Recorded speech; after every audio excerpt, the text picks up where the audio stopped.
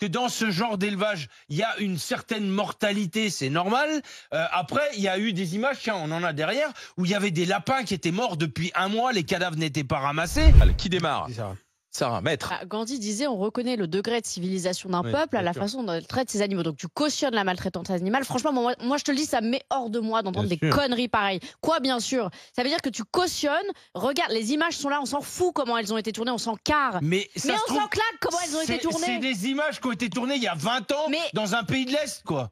Mais en ça, fait, t'en sais rien, quoi. N'importe quoi. Peu importe, les images, elles sont là, donc arrête de dire elles sont truquées, trafiquées. On voit les cannes et les canetons ont les pattes qui se cassent tellement, ils sont entassés sur une page A4 à pas pouvoir bouger. Donc oui, c'est une honte, c'est un scandale.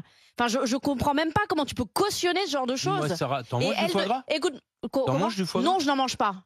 Voilà. Donc L214, moi, s'il faut les défendre, je le ferai gratuitement. Tu vois, heureusement que cette association, elle existe. Je comprends même pas comment tu peux cautionner ça. Mais tu l'as vu ou pas la vidéo? Mais bien sûr, je les connais toutes les vidéos de L214. Et tu cautionnes, mais tu dis toi-même c'est une forme de maltraitance. Mais allô? Non, bah si, tu l'as dit. Eh ben écoute, on mange pas de bœuf sans les abattre, on fait pas de foie gras sans gaver les canards.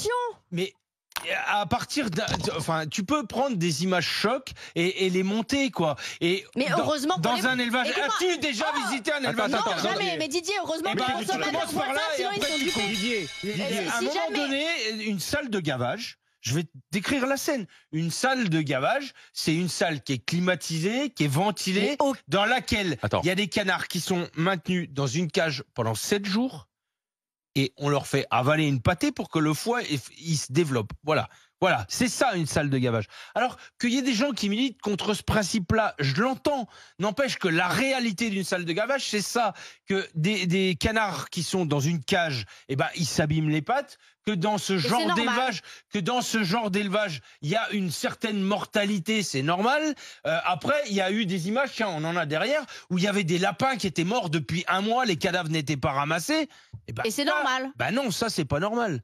Mais les images qu'on voit sur une salle de gavage, c'est ce qui se passe toujours dans une salle de gavage, quoi. Mais toi, c'est le principe de la.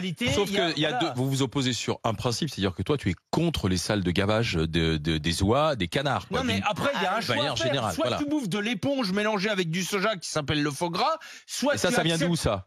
Hein? Et ça vient le faux gras, c'est le foie gras des véganes. Soit tu acceptes le foie gras qui est produit en Bulgarie à 10 € le kilo, et là, il y a personne qui va tourner parce que c'est des autres conditions de production.